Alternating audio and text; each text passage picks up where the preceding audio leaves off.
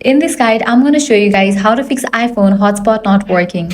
Let's get started. First, make sure you have set up everything properly. Your carrier must include hotspot support. Next, turn off airplane mode. If it's on, the hotspot option might be grayed out. Make sure cellular data is working. If not, your hotspot won't have internet. If all these look fine, but your hotspot still not working, you can use these solutions. First, reset network settings. For that, go to General, scroll down, head over to the option Transfer or Reset iPhone, click on Reset Network Settings and go through the process.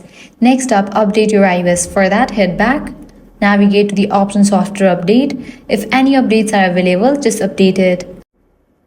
Likewise, first restart your device. For that, quickly press and release volume up, then volume down. Then press and hold the power button until the Apple logo appears. This will force your iPhone to reboot, clearing cache and refreshing the system. And that's it. These are some fixes for iPhone hotspot not working. If this guide helped you out, do not forget to like, share, and subscribe.